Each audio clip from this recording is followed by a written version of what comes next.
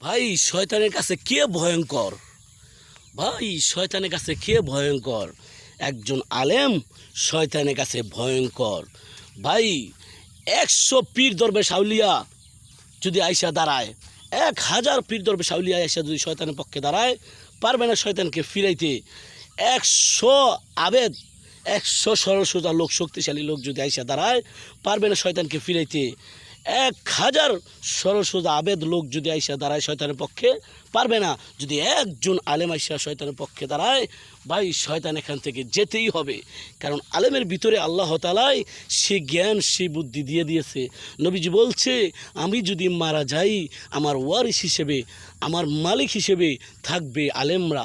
তাই তোমরা আলেমদেরকে স্মরণ করবা, আলেমদেরকে সম্মান করবা, আলেমদের সাথে সোহবত রাখবা, আলেমদের সাথে সম্পর্ক রাখবা, আলেমদের সাথে চলাফেরা করবা। তোমরা চিনতে পারবা আল্লাহ কী জিনিস, নবীজি কী জিনিস। তাই আমরা অবশ্যই আল্লাহ তাআলার হুকুম যদি মানি, আর আল্লাহ তাআলার হুকুম মানার মাধ্যমেই আছে শান্তি। তাই আমরা আলেমদেরকে সম্মান করব, আলেমদেরকে তাজিম করব, আলেমদের সাথে মুসাফা করব, আলেমদের সাথে চলাফেরা করব। তাহলে হাজার হাজার শয়তানও আমার কাছে আসতে পারবে না। কেন? আমাকে শিক্ষা দিয়ে দেবে সেই আলেমে যে পড়ো আউযু বিল্লাহি মিনাশ শাইতানির রাজিম বিসমিল্লাহির রহমানির রহিম। ভাই আমি যে পড়লাম আউযু বিল্লাহ বিসমিল্লাহ, এটার পাওয়ার খুবই কম। একটা আলেমে যদি আউযু বিল্লাহ বিসমিল্লাহ পড়ে, জের জবর পেশ কোনো ভুল থাকবে না, তার পাওয়ারই হবে বেশি। বা ইবলিস শয়তান যখন কাছে আসবে, তখন একটা আলেমেই যথেষ্ট ইবলিস শয়তানকে দূর করার জন্য। আর যদি আপনি হাজারো দরবেশ আনেন, হাজারো পীর আনেন, হাজারো আমলোক আনেন, পারবেন ইবলিস শয়তানকে দূর করতে। কারণ এটা আমার কথা না, নবীজির কথা। একটা আলেমই যথেষ্ট। তাই আমরা সবসময় আলেমকে তাজিম করব, আলেমকে সম্মান করব, আলেমের সাথে চলাফেরা করব, আলেমের সাথে মুসাফা করব।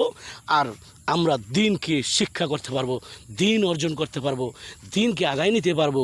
আমরা যদি বাটপাড়ার লগে চলি, সিটারের লগে চলি, তাহলে আমি বাটপাড়ি পারবো, আমি সিটারি পারবো, আমি সন্ত্রাসী পারবো, বোমাবাজি পারবো। আমি যদি বোমাবাজির লগে সম্পর্ক করি, বোমাবাজি পারবো। আমি যদি আলেমের সাথে সম্পর্ক রাখি, আলেমের কাছ থেকে ভালো জিনিস শিখতে পারবো। তাই আমরা সব সময় চেষ্টা করব ভালো জিনিস শিক্ষা করার জন্য, ভালো দিনদার ইমানদার লোকের সাথে চলার জন্য। আল্লাহ তাআলা আমাদেরকে দিনদার ইমানদার লোকের সাথে চলার তৌফিক দান করুক। আর দিনদার ইমানদার কীভাবে বুঝবো? ভাই সে একজন আলেম। কারণ সে যদি অন্যায় করো, তাহলে সে ইসলামের দৃষ্টি আছে কি না সেটা বুঝে করব।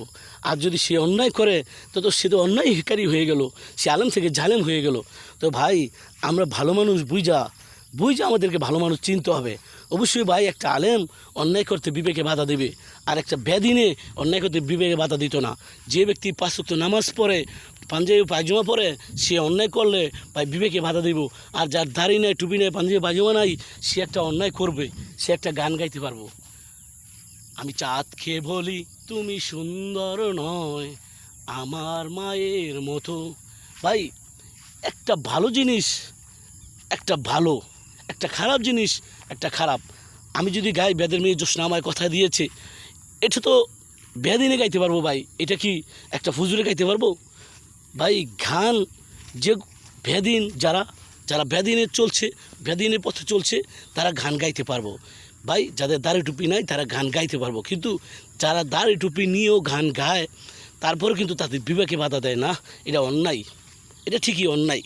আসলে কিন্তু এটা অন্যায়। তাই আমরা সবসময় খেয়াল করব, আসলে গান কিন্তু শুধু ইবলিস শয়তানের পক্ষ থেকে আসে।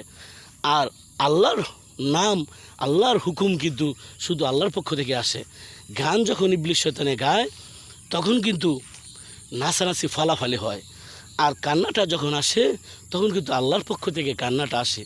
আর কাঁদে শুধু আল্লাহর ভয়ে কাঁদে, দুনিয়ার মানুষের ভয়ে কেউ কাঁদে না।